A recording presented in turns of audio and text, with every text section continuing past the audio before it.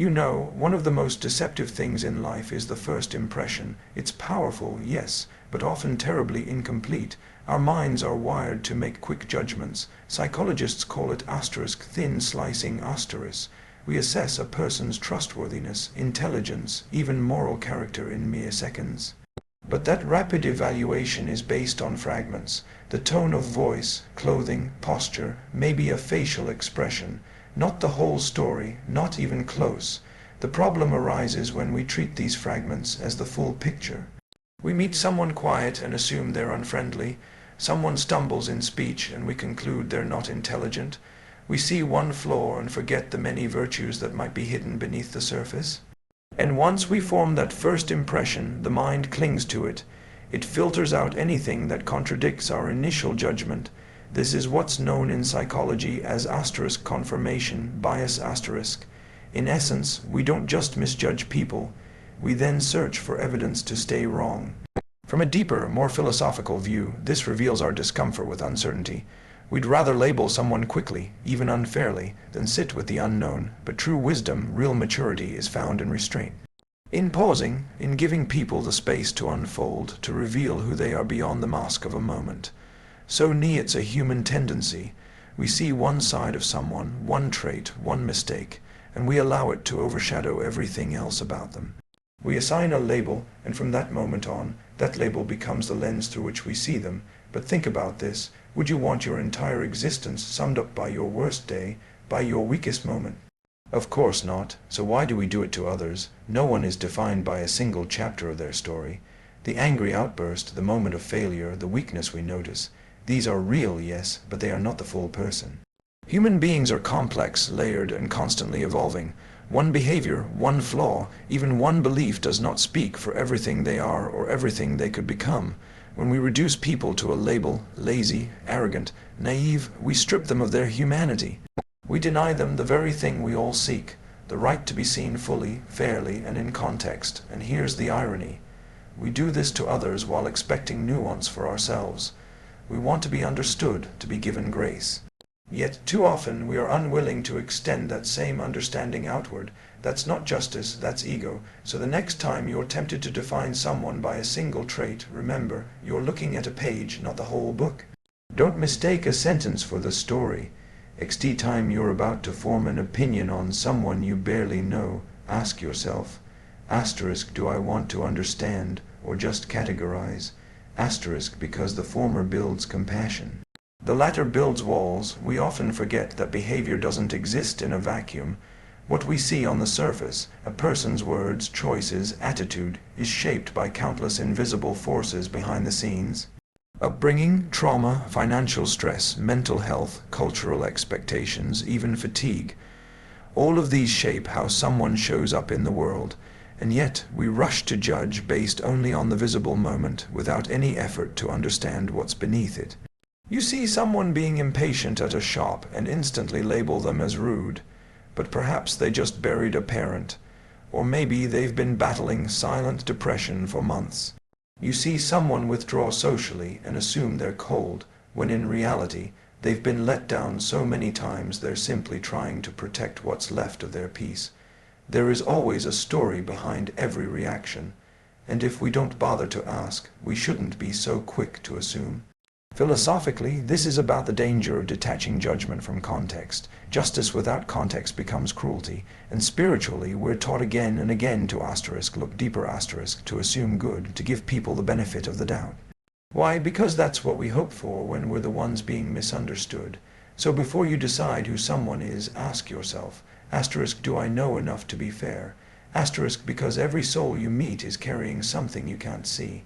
And often, what's unseen is far more important than what's shown. One of the most harmful forms of judgment is when we stop seeing individuals altogether and start seeing only categories. We look at someone's race, background, accent, appearance, or profession, and immediately place them into a mental box. This is stereotyping. It may feel subtle, even harmless, but its consequences are profound. It denies a person the right to be seen for who they truly are, and it reduces the richness of human identity to a flat generalization. Psychologically, stereotyping is the brain's short. But our minds prefer patterns over complexity, but morally and spiritually it's unjust. Because when you assume you already know someone based on the group they belong to, you stop listening.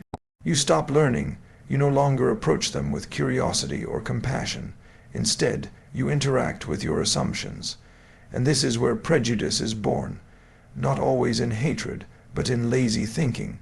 In unchecked conclusions, and let's be honest, none of us like being stereotyped. You don't want to be seen as just another man, or just another woman, or judged because of your last name, your skin color, or where you grew up.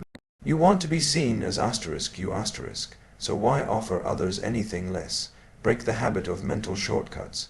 Train yourself to meet each person as a new encounter, not a repeat of an old story. Because when you stereotype, you don't just misjudge them.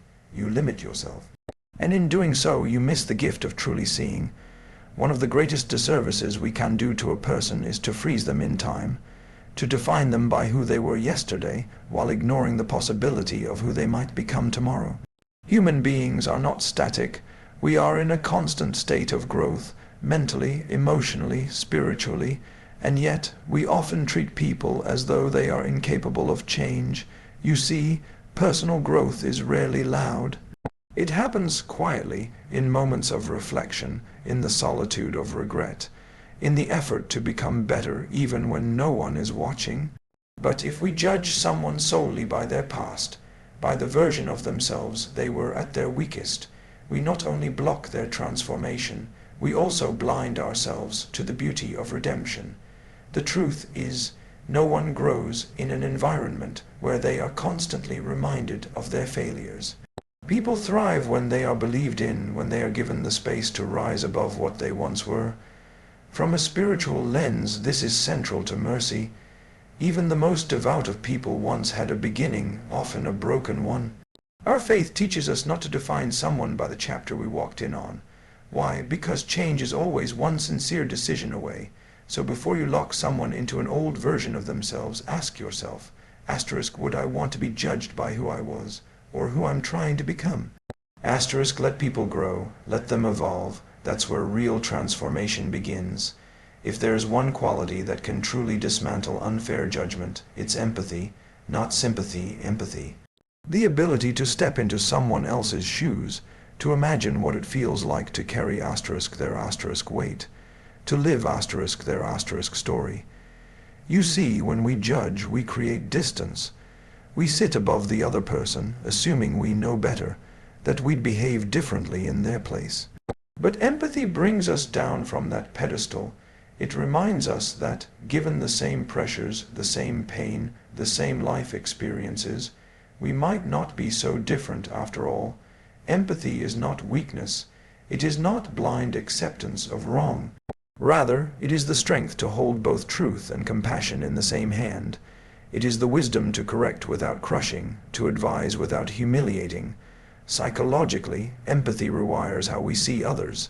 It softens harshness, dismantles prejudice, and breeds connection instead of conflict. And let's not forget, every single person you encounter is fighting a battle you may know nothing about. Their silence may be protecting them. Their anger may be covering a deep wound. Their mistakes may be cries for help. When you understand that, judgment gives way to mercy, and mercy creates room for healing. So the next time you're tempted to conclude someone's worth or character in an instant, pause, choose to understand before you react. Because in a world quick to judge and slow to care, empathy isn't just kindness. It's a quiet revolution.